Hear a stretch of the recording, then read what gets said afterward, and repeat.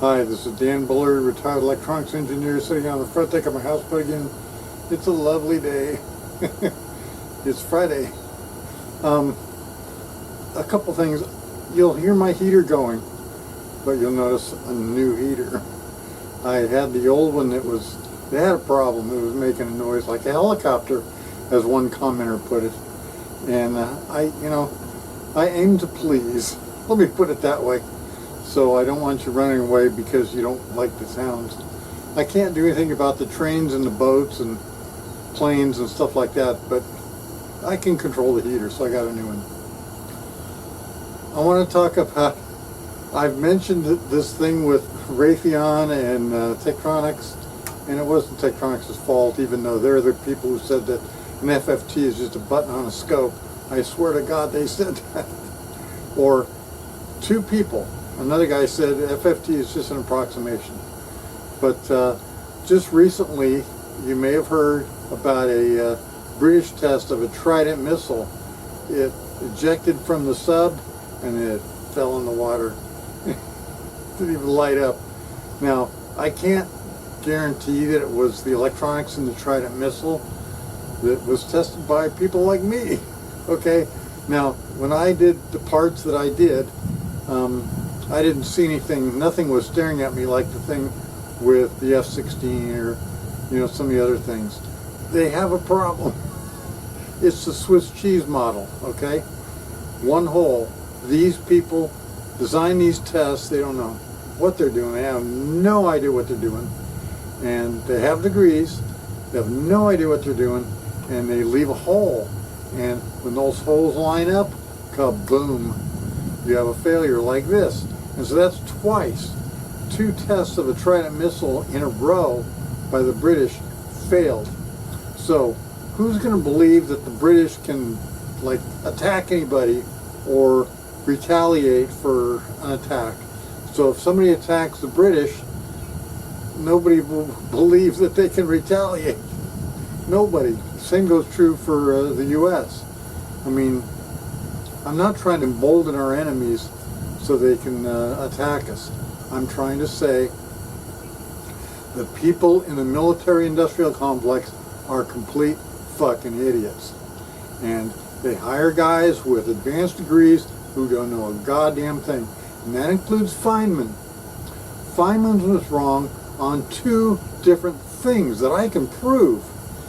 How many other things is he wrong on? Okay, yes, the Manhattan Project produced nuclear weapons that exploded. But these people make mistakes. I mean, serious mistakes. And it's not just the Chinese government or the Russians or, somebody gets lucky like Elon Musk. They're getting really, really good at launching Falcon 9s.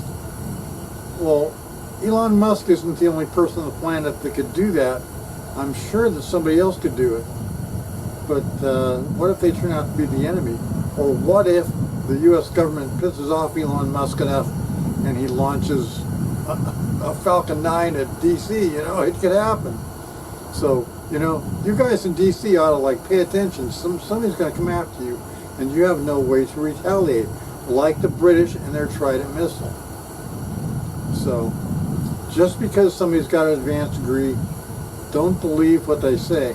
I mean, most of the fights that I'm picking with people are people who have at least a master's degree, in some cases a PhD, and no one, not one single person has figured out the stuff that I figured out.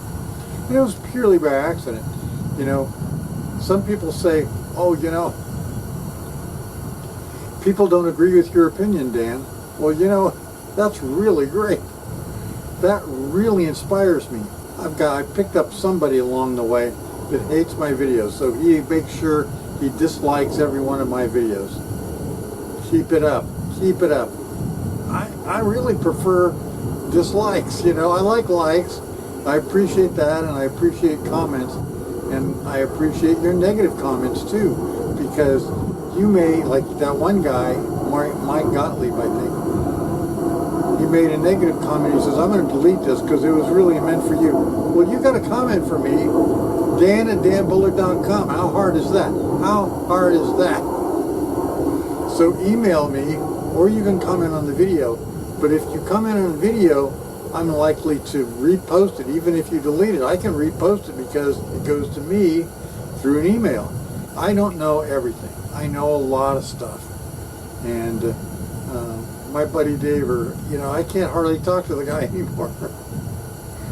He told me, oh, the Antarctic is melting. So I went and looked at the South Pole. South Pole was minus 47 degrees the other day. Minus 47 degrees. In the daytime or the nighttime. It doesn't matter. This is summer down there. So, summertime, the sun is always visible from the South Pole. That's in December, January, and February. And so the sun is always visible 24 hours a day. So there's no difference between daytime and nighttime. And at the South Pole, it was minus 47 degrees. Ice doesn't melt until you get to 32 degrees Fahrenheit. So that's a big difference. Minus 47 to plus 32, that's a big difference. I don't think the ice is melting in Antarctica. It's really wild.